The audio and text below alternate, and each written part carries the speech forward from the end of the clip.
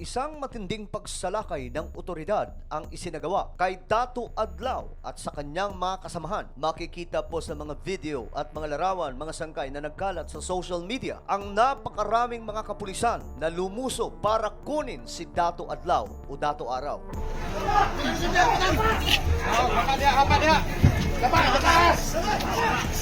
Ang kulto na nagpapanggap na may-ari ng Pilipinas at ginagamit pa po ang katuruan mula sa Biblia.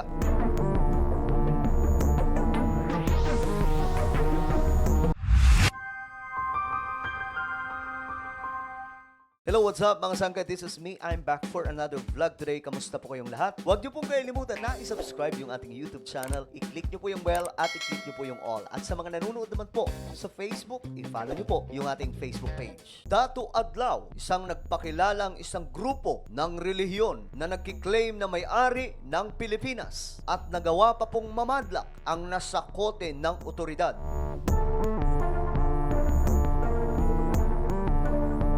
Paano nangyari ang pagtakip sa nakilalang kulto doon sa Surigao?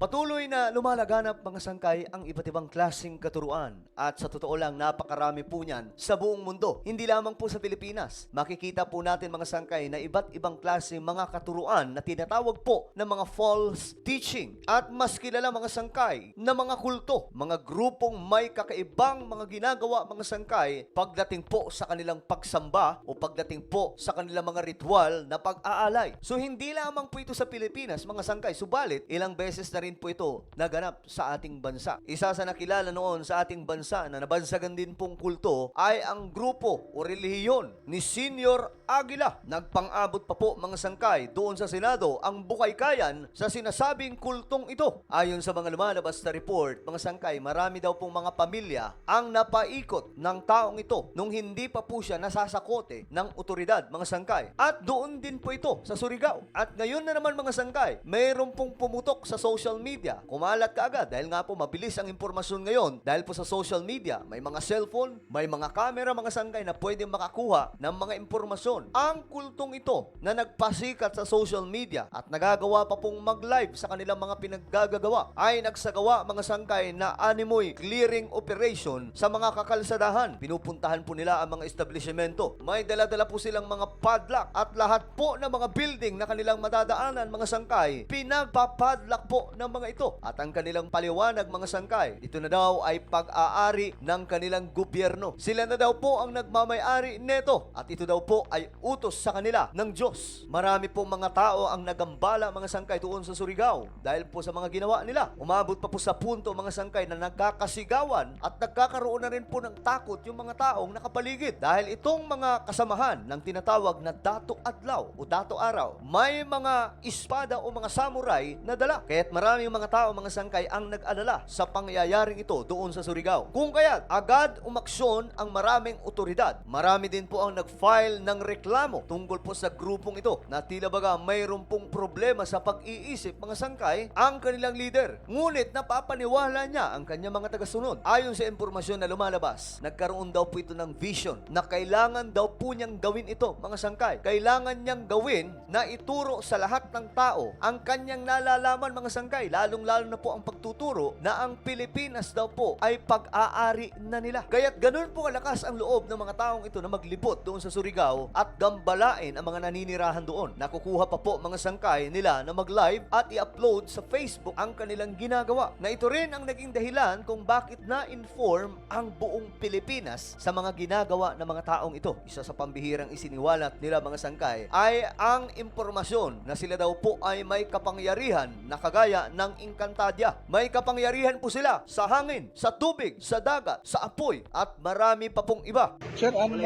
ito tagapadlakan na mga establishmento, maraga nag-abre bang mangyapon? Ilan na ng problema, basta natapos na ang among trabaho. Kay dili na kami ang ilang kalaban, ang balaod na.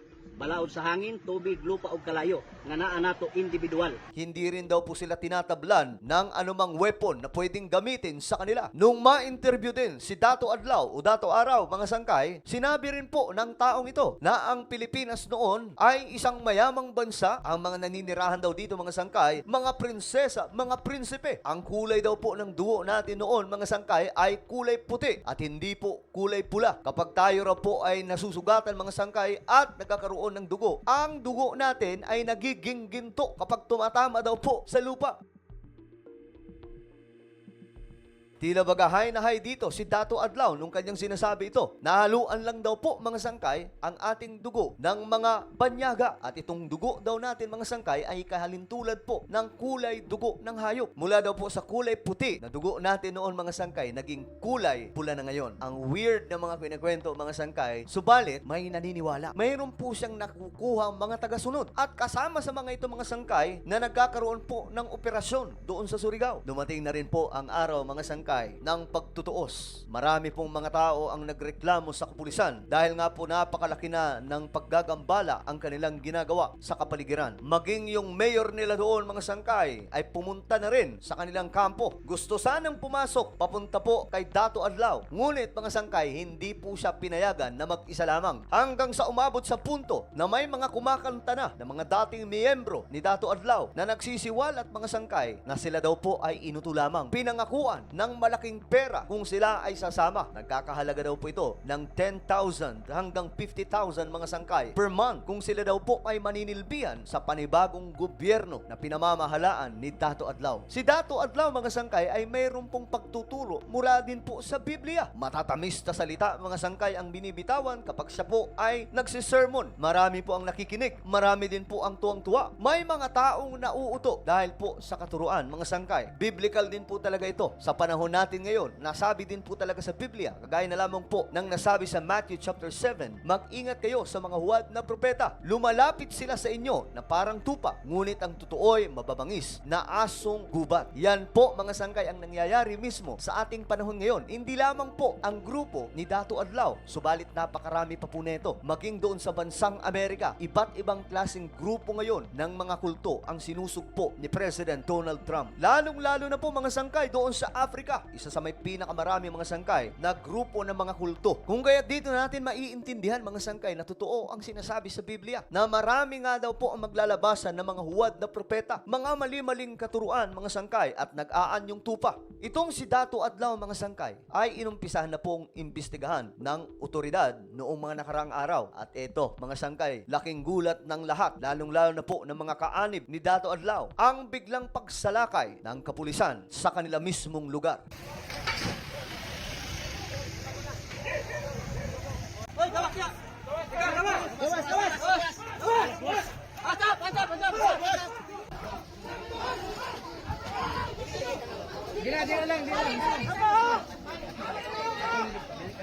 Why boleh mereka?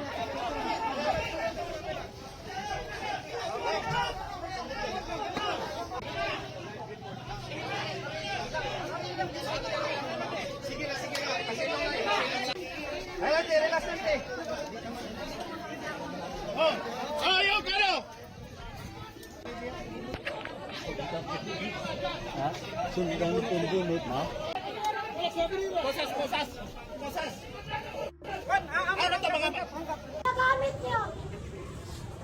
Yan si Dato Adlaw. Mismo magulang yung humingi ng hustisya. Good morning. Basahin mo nga ngayon. Kamo, dakpo na mo, kay naa mo warrant of arrest for usurpation of authority under Article 177 of the RPC. Una ikaw, Madam Bay Lourdes, naapod ka another warrant for unjust vexation. Sa usurpation of authority, nag-i-issue kini niya ni acting presiding judge, Judge Chua. Naghanap siyang oh. Nadakot na si Dato Adlaw ug si Bae, Lourdes Infante. Wala nang nagawa mga sangkay si Dato Adlaw at ang kanyang mga kampon. Sila po mismo ay dinala, binitbit ng otoridad mga sangkay. Isang masaklap na pangyayari na ang kanilang kapangyarihan mismo mula po sa Encantadia ay hindi po nila nagamit. Kaya't paalala lang mga kababayan sa lahat po ng mga nanunood, mag-iingat po kayo sa mga bulaang mga ngaral. Sa mga bulaang nagsasabi mga sangkay na sila ang daan, sila ay makakapagligtas. Tandaan po natin, si Jesus lamang po ang tanging nag-iisang daan papunta sa langit. Kung kaya't huwag po tayong maniniwala sa mga nagtuturo na sila po ang magsasalba sa buhay ng kahit na sino. Naglipa na po kasi talaga ngayon ang mga mali-maling katuruan at ginagamit pa po ang Biblia. Kagaya ng ginawa mga sangkay ni Satanas noon kay Adan at Eva doon sa Garden of Eden na nangyari nga po ang matinding pagkahulog ng tao. Well, ano po ang inyong opinion sa ating napag-usapan ngayon? Just comment down below. Huwag niyo pong kailimutan na i-subscribe yung ating YouTube channel.